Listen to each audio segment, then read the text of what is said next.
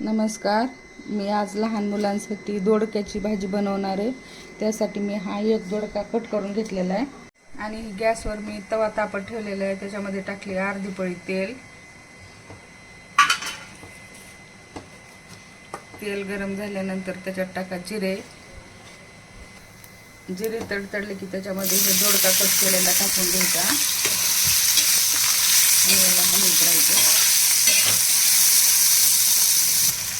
चवीनुसार मीठ टाकायचं.